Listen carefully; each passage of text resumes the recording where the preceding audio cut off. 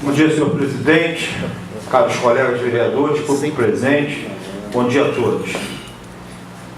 Iniciar minha fala, deixar registrado que hoje, dia 10 de setembro, hoje é dia do marco inicial da imprensa no Brasil. A imprensa, muito falada aí, que nos ajuda muito, então quero deixar registrado e dizer que nessa data, em 1808, foi lançado o primeiro jornal impresso no Brasil, que se chamava A Gazeta do Rio de Janeiro. Ele foi publicado, a primeira publicação foi no dia 10 de setembro de 1808. Dizer que até a sua publicação, era fruto da transferência da corte portuguesa para o Brasil. Naquela época era terminantemente proibido aos habitantes do Brasil aos acessos a publicações. Então esse jornal ele era publicado 2 vezes por semana, era um jornal oficial e consistia basicamente de comunicados do governo. E também publicava informes sobre a política internacional, que estava acontecendo lá fora, na Europa. E a partir do dia 29 de dezembro de 1821, passou a se denominar simplesmente Gazeta do Rio. Com a independência, a Gazeta deixou de circular. Aí, com seu fim, foi sucedido pelo Diário Fluminense de Pedro I e Diário do Governo de Pedro II, como órgãos oficiais da imprensa. Seu conteúdo era restrito aos interesses da coroa, voltado para a vida cortesã. A parcialidade patenteava, por exemplo, no tratamento pró-inglês ao falar das guerras napoleônicas.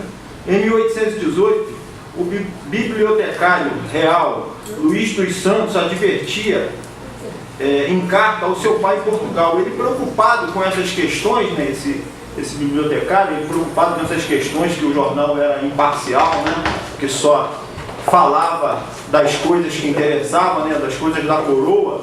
Ele escreveu uma carta ao pai dele.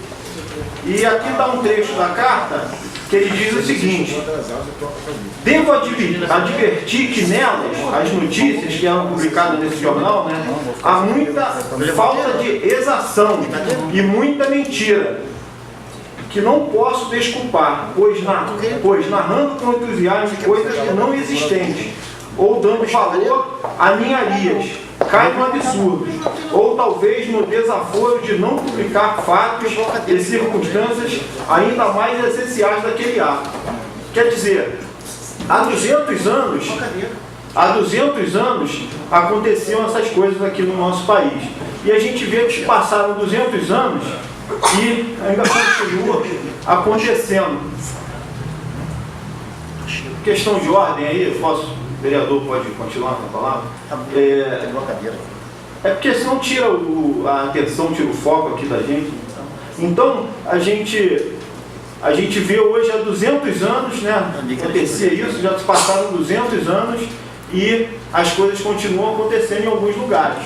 Naquela época, o imperador, ele que criou o jornal, e ele só publicava o que interessava. As pessoas só podiam saber, o que era interessante para a coroa, E a gente vê hoje ainda acontece. Por aqui acontecem essas coisas. Ou a gente não tem direito à informação, a gente não fica sabendo o que realmente está acontecendo, ou as notícias elas são colocadas de acordo com o que se quer. Não é verdade?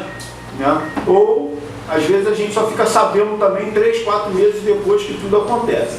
Mas é só para deixar registrado essa data de hoje, que é interessante, que é a data inicial da imprensa, mas tem outros veículos de comunicação, a imprensa que realmente fica em cima, que publica as verdades, então quero deixar registrado isso aí.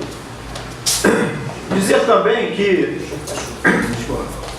eu fui procurado na sexta-feira pelos taxistas aqui do município e pediu até para eu trazer para essa tribuna, está trazendo para essa sessão esse problema, que é o espaço dos taxistas. Já foi discutido aqui em reuniões em sessões, reunião com o Conselho de Segurança e Trânsito, né? Inclusive na quarta-feira amanhã tem a reunião aqui, a gente vai trazer esse assunto de novo, e eles estão preocupados com isso, porque os taxistas mais antigos, eles tiveram ali o ponto fixado ali em frente à Padaria Progresso, em frente ao Novo Mundo. E eles não conseguem simplesmente parar ali, porque a vaga está lá, tem uma placa indicando que ali é o ponto de táxi, e eles não conseguem simplesmente parar ali, né? Porque os veículos dos munícipes, eles param ali, não respeitam ninguém. A gente sabe que não existe a guarda municipal ainda, ela não está constituída legalmente, né? Mas existe ali os garotos ali que trabalham de fiscal, né? De agentes de trânsito, mas eles não são concursados, eles não têm o poder de polícia ainda, não tem como multar, mas eu acho que eles tinham que coibir. Poderia coibir ali, fazer valer o uniforme que ele está, fazer valer a investidura do cargo dele. Não multar, mas fazer valer. E eles não respeitam. As pessoas simplesmente não respeitam, então é uma preocupação dos taxistas que às vezes não tem lugar para parar, eles vão para casa, aí deixam de levar os seus alimentos, deixam de ganhar o seu dinheiro, né? E os outros são aqueles que estão trabalhando ali no mercado, que foi dado a eles aí a autonomia, né? E assim, um número desenfreado de autonomia foram distribuídas ali. A gente não sabe com que critério ainda, mas a gente tem que procurar saber. E agora eles não podem mais parar, simplesmente eles não podem mais parar lá no mercado. Só pode parar 2, 3 carros, tem 15 carros com placa vermelha que faz aquele serviço ali na porta do mercado, mas simplesmente eles não podem mais parar. Agora estão indo lá e coibindo. Aí procurou a gente para ver se a gente consegue, junto ao Executivo, junto à Secretaria de Transporte, ver se a gente consegue organizar. Regulamentar é outra coisa. O coronel já esteve aqui numa reunião com a gente e falou que é mais difícil, isso aí tem que fazer uma reestruturação lá na secretaria dele. A gente aqui se prontificou a isso, mas até agora também não veio nada para essa casa para ser votado. Mas a gente vai tentar então organizar, pelo menos organizar, né? Fazer com que eles tenham ali o local deles ali reservado para eles poderem trabalhar. Pois não, vereador? Uma parte, vereador. Ali, por exemplo, ao lado real tinha um ponto de táxi. Não tem. Entendeu? Então eu acho que tem que fazer por prevalecer aquele ponto.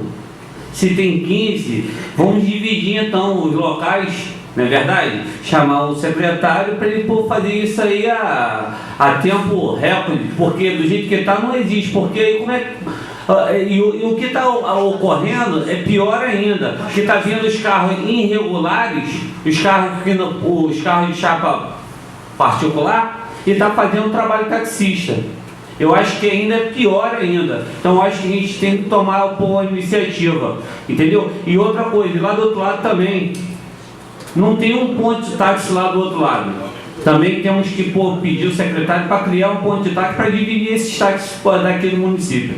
Então, deixar registrada essa questão, e amanhã, na reunião do Conselho Municipal de Segurança e Transporte, a gente vai trazer esse assunto de novo à tona. Então acho que a gente tem que se empenhar para tentar resolver essas questões, porque os moradores, os usuários aí, o pessoal do município tem carro, para no ponto dos táxis, os táxis param no meio da rua e atrapalha todo o trânsito, que já é um caos aqui no nosso município, né? O crescimento, muitos carros, então a cidade não estava preparada, então traz um caos muito grande. Eu acho que a gente tem que tentar ajudar a resolver essa questão também.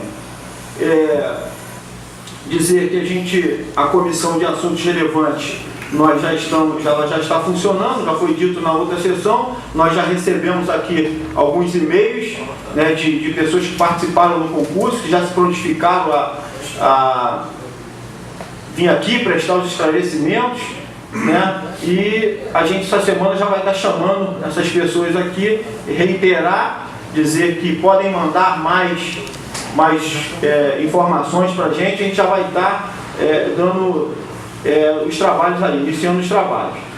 Falar também da Light, né, que a gente Comissão de Defesa do Consumidor, nós enviamos 2 ofícios, 2 convocações, para o Banco Itaú e para a Light.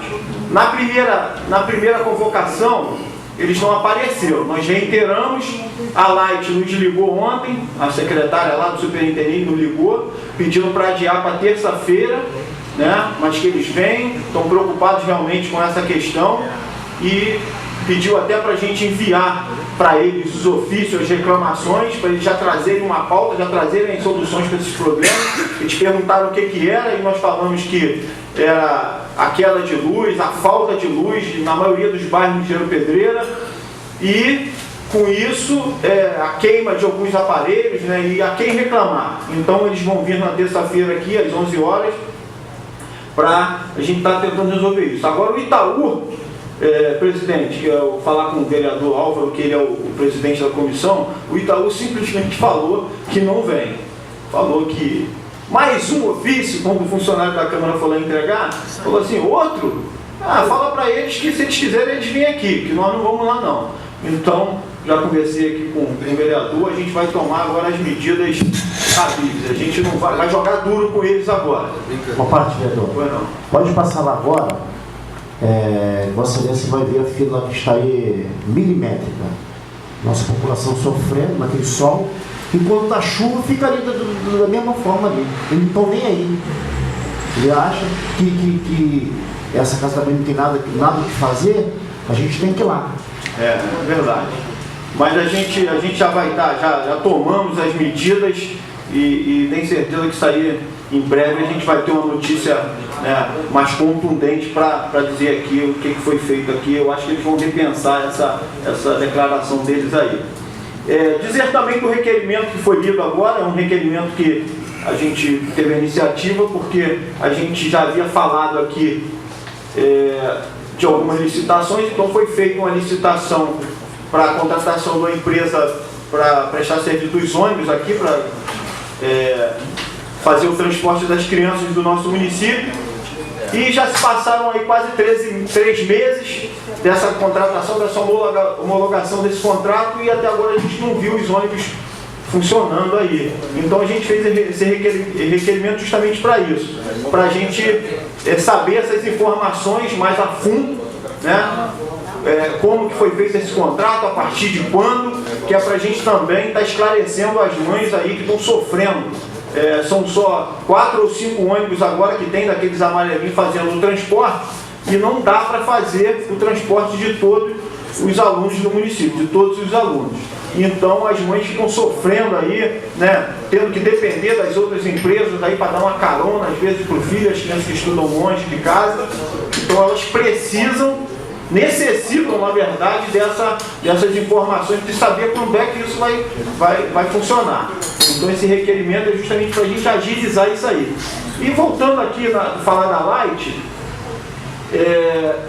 aproveitar, né, nesse dia, quando a Light estiver aqui, que há um tempo atrás, quando a gente caminhou aqui no nosso município, aqui com o senador Lindbergh, a gente esteve naquele Parque União, ali onde está sendo feito o viaduto, e os moradores de lá reclamaram que não tem luz lá, né? Foi uma invasão, eles invadiram aquilo lá uma época atrás.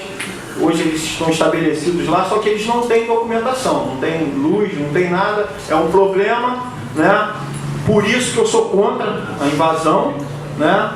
E dizer que a gente esteve lá nessa época e foi feito um contato com o superintendente da Light e ele ficou de viabilizar isso aí.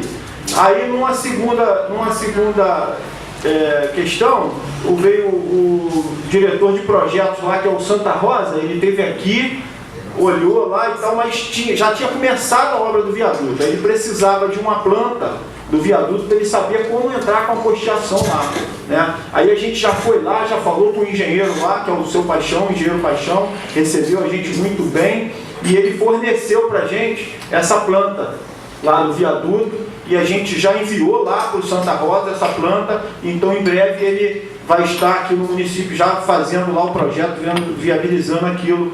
E na terça-feira, quando a Light vir aqui, a gente, só um minutinho, só para terminar, senhor presidente, a gente vai estar falando dessa questão também, ver se a gente consegue dar um pouco dá um pouco de... faltou a palavra aqui agora, mas a gente vai tentar resolver essa questão também da luz, da energia elétrica lá para esse pessoal.